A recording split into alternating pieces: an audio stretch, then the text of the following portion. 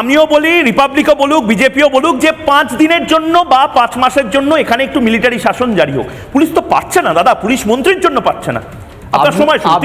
আপনি বিজেপির মুখপাত্রের কাজটা করে দিচ্ছেন। আমি দেশের মুখপাত্রের কাজটা করছি। আর আপনারা দেশবিরোধী এত বেশি করে আপনারা জ্যাম চাচ্ছেন। আপনারা জ্যাম জেলিটা কোন দেশবিরোধী জ্যাম জেলি খান? কোন দেশবিরোধী জ্যাম জেলি আর ললিপপ খান দাদা?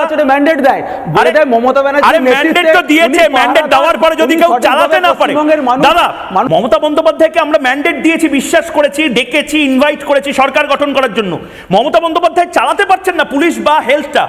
আমি বলছি দেবব্রত রায় আপনাকে করে দেওয়া হোক, কিন্তু মমতা বন্দ্যোপাধ্যায়কে সরানো হোক, এই দাবি তো বাংলার মানুষ তুলছেন। আপনি পার্সোনালি আপনার মনে হতে পারে, কিন্তু বাংলার শুনুন, আপনার পার্সোনালি মনে হতে পারে, কিন্তু বাংলার মানুষ কি চাইছে সেটা আমাদের দেখতে হবে। বাংলার মানুষ কি চাইছে? গুলি খেতে চাইছে। শুনুন, বাংলার মানুষ কি চাইছে? পুলিশ সামনে এলোপাথারি গুলি করুক। তো কোর্ট আদালত আরে কি চাইছে বাংলার মানুষ? চাই না একটাও চাকরি চুরি হোক চাইছে, একটা ঘটনা চাই না। শুনুন, জেতাটা সবসময় ইম্পর্টেন্ট নয়। জেতাটা ইম্পর্টেন্ট তখনই হয় যখন আপনি রাজা সবারে দেন মান, সে মান আপনি ফিরে পান।